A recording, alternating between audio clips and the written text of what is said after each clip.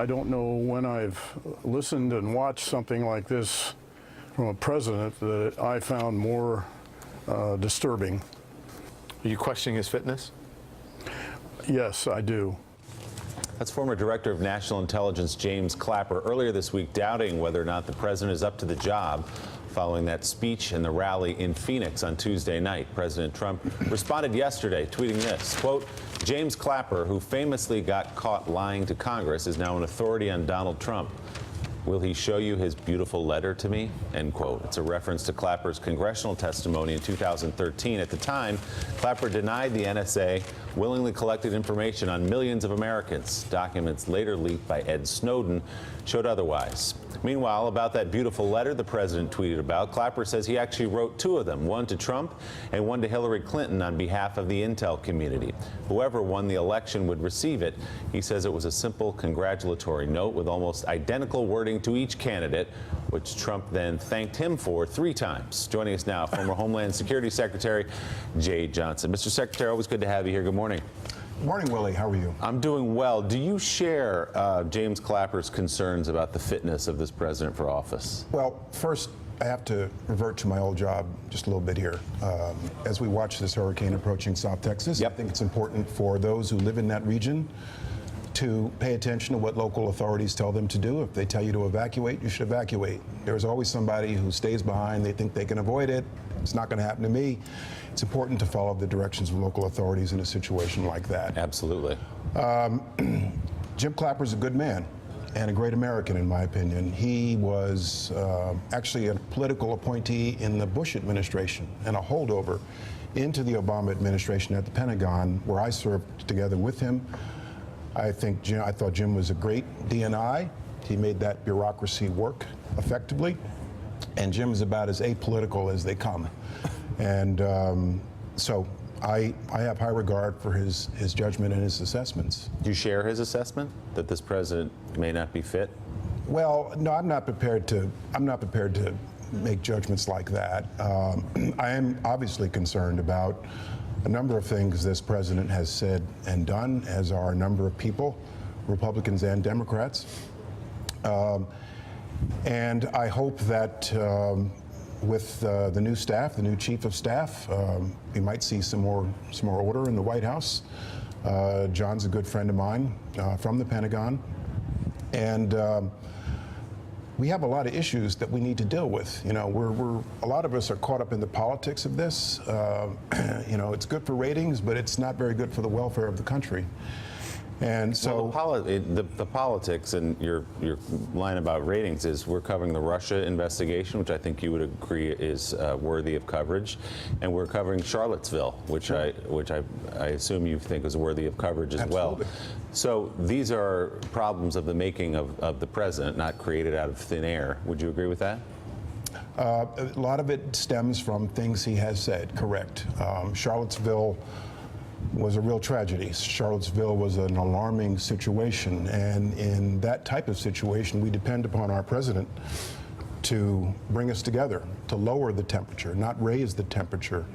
And so I hope that this president has the ability to learn from episodes like that, or at least call upon people for advice about how to deal with complicated situations like Charlottesville. Secretary, for former officials like yourself or Clapper and others, if you in fact have, if former officials have concerns about the fitness of the president, what's their obligation? What should they feel they are obliged as patriots to do, if anything? I think people should make their views known, Republicans and Democrats. And those of us who've been in national security, those of us who've been in the Situation Room, those who are familiar with governing, with the presidency, I do believe have an obligation, if we see something going in the wrong direction, to inform Americans about what we know, what we see, what our own experience tells us are the warning spots and the trouble signs. Absolutely. Mark, how safe is the Homeland now under this administration? Well, first thing that comes to mind when I think about that is Barcelona. Barcelona was a coordinated attack. It was planned. A lot of deliberation apparently went into it. The leader of that plot, blew himself up, but 14 people were killed, and it looks as though it was a plan to attack several locations. And we watch this, and we have to remember that the vehicle, the car, is becoming the weapon of choice for a lot of terrorist organizations. And we also have to remember, though there has not been such an attack in the United States for a while, we should not become complacent in this country. There's no reason to believe that ISIS-directed or ISIS-inspired attacks have receded or gone away. And so we should not, in this country, in this homeland, become complacent. There's still a role for public awareness, public vigilance, and there's very definitely a role for law enforcement and homeland security in this environment. We had on the show earlier this morning a young African-American woman who was writing about President Obama in an op-ed piece where she expressed her desire to see him be speaking out more forcefully, more actively on the situation as it's unfolding in the Trump administration. I'm curious, you obviously are now out in public. You're coming on shows like this and having a public voice. What do you say to that columnist, and what's your general view about your former boss, President Obama, and what kind of role he should have as an ex-president specifically in terms of talking about President Trump and the current administration? I think, consistent with history, consistent with past practice, presidents are entitled to recede from the stage and, give their successor some space. And that certainly was the approach of George W. Bush before President Obama. And I'm sure President Obama feels very strongly about the issues. He has chosen to lend his voice from time to time since January 20, and I believe he will continue to do so. But former presidents occupy, I think, a unique role, and I'm sure that there are things that President Obama will want to pursue on the national stage, on the world stage, that are important to him.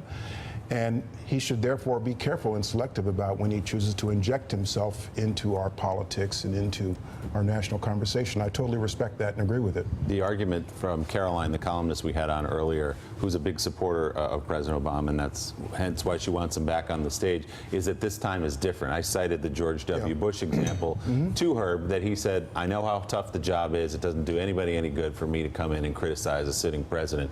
Do you feel like this time is different? Well, yes, and there is no shortage of critics already. But his voice would be more powerful than any of those. Well, any former president's voice, someone who actually occupied the chair, someone actually who occupied the office, has a role. But I'm quite sure that President Obama feels that as a former president, he should be selective when he decides to inject himself into the conversation, as have his predecessors. So I totally understand that.